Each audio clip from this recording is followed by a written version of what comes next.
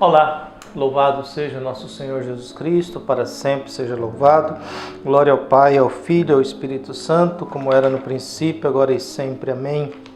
Queridos irmãos e irmãs, paroquianos da nossa paróquia Nossa Senhora da Abadia, Diocese de Cristalândia, graça e paz.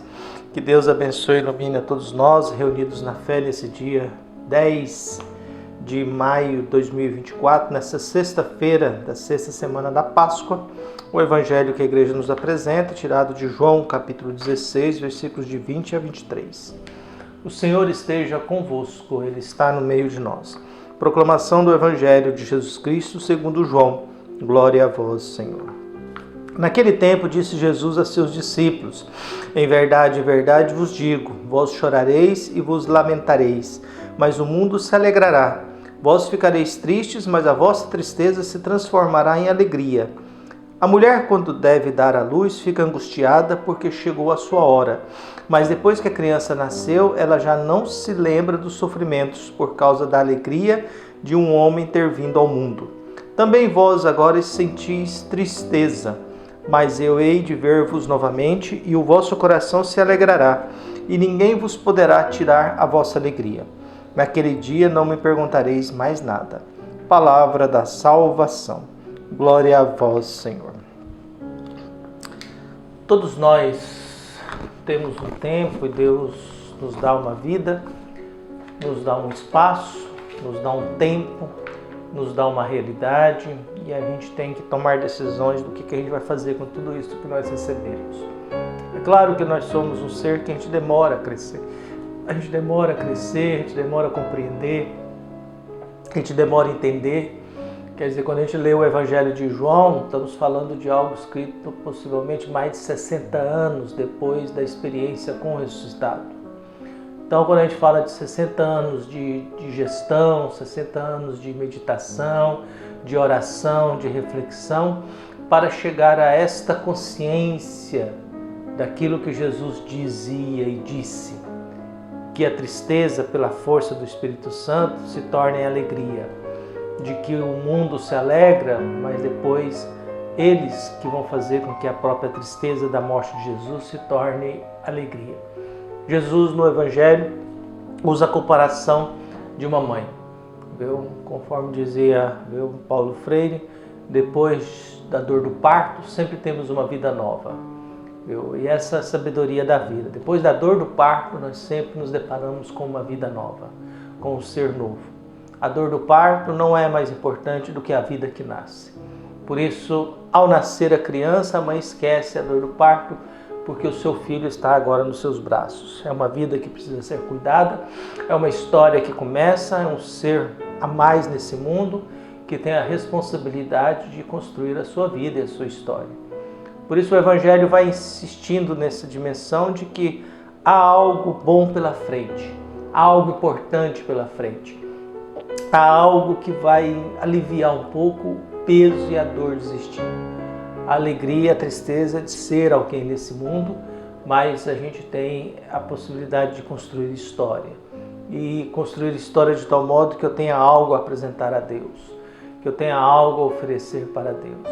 Por isso nós vamos buscando na oração, nós vamos buscando na palavra de Deus, palavras que nos dê vida. Nós vivemos num mundo em que as palavras nos oferecem muita morte, né? A gente abre os noticiários, é só, basicamente, maioria notícias de violência. Praticamente nós temos só 3 páginas de notícias, né? É o mundo da violência e da política, é o mundo do esporte e o mundo da vaidade dos artistas, né? O mundo da vaidade das pessoas famosas. Parece que o mundo nosso gira em torno dessas 3 pautas, né? Ou é o mundo da política e da violência, o mundo do esporte e o mundo da vaidade humana. Esses são os assuntos que nos interessam. Mas a gente vai buscando outras fontes de vida, a gente vai buscando nos aproximar um pouco mais de Deus. E nessa aproximação de Deus a gente encontrar forças para a gente passar aquilo que a gente não gostaria que passasse, mas que temos que passar. Nem sempre a vida dá certo, né? Às vezes a gente luta para que a vida dê certo e a gente não dá. E não é verdade que o mundo é generoso, que há uma gratuidade. O mundo ele é ingrato mesmo, né?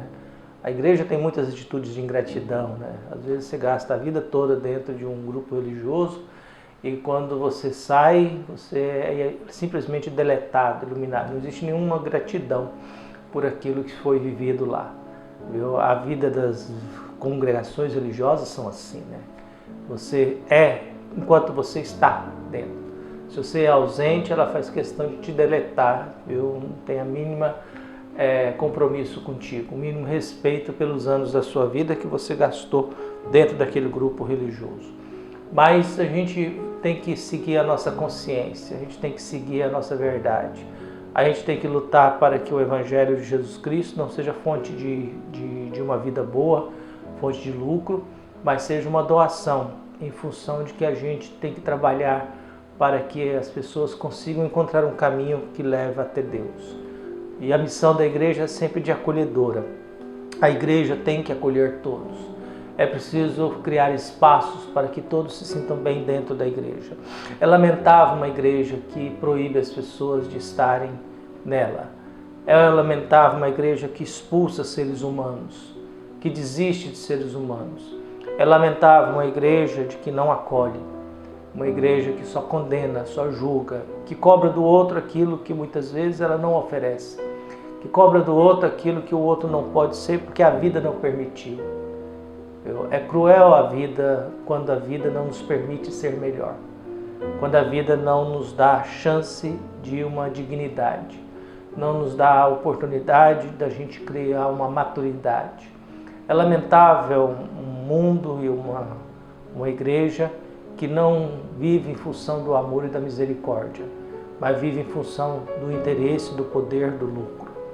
Nós temos no Brasil os maiores pastores, os pastores mais ricos do mundo vivem no nosso país. No nosso país, são os pastores mais ricos do mundo vivem aqui. Então nós olhamos para isso e não devemos perder o senso crítico. O senso crítico de que existe um Evangelho de Jesus Cristo e esse Evangelho nos ensina certas coisas, nos mostra certas coisas. E isso tem que ser traduzido para o nosso modo de viver, para as nossas realidades. Isso tem que ser traduzido para que a gente olhe para a nossa presença e a gente possa ter a certeza que o que nós estamos vivendo está de acordo com o Evangelho de Jesus Cristo. A igreja tem a obrigação de exigir de nós a perfeição, mas nós somos imperfeitos. A urgência pastoral, às vezes, faz com que a gente desobedeça certas orientações, até porque as orientações da igreja é feita para um tipo de gente de classe média bem formada, né? Ela não é feita para o pobre. O pobre não dá conta de seguir as orientações de catecismo de igreja e direito canônico, né? A não ser que seja muito alienado, né? Caso contrário, eles não dão conta de ter tudo porque não tem nem tempo. Ou trabalha ou morre de fome, né? A igreja exige da gente tempo, mas tem gente que não tem tempo. Levanta cedo, trabalha o dia inteiro, chega em casa, dorme, levanta cedo, trabalha o dia inteiro, de domingo a domingo, e a coisa não para. Então, que Deus possa olhar para cada um de nós e mandar esse Espírito Santo que nos dê força para que a gente consiga reorganizar a vida, para que a gente consiga superar as dificuldades, os problemas do dia a dia, para que a gente consiga acalmar o nosso coração, para que a gente consiga superar o dia a dia e as coisas complexas da nossa história, da nossa vida, e que a gente mantenha dentro de nós essa esperança de que a vida vale a pena. E a gente tem que lutar na certeza de que vai dar certo. Ela precisa dar certo. E aí a gente só consegue isso se a gente reserva tempo para Deus e damos espaço para Deus, para que Deus possa nos ajudar, para que Deus possa nos guiar, nos fortalecer, para que Deus possa olhar para cada um de nós e olhar com esperança e com carinho de que nós estamos lutando para fazer aquilo que Ele espera que a gente faça. Que a gente está lutando para fazer com que a nossa convivência seja mais respeitosa, mais digna, que haja menos violência, que a gente possa ter mais consciência e a consciência do valor do respeito à vida humana. Que Deus abençoe a todos, um abraço e até mais.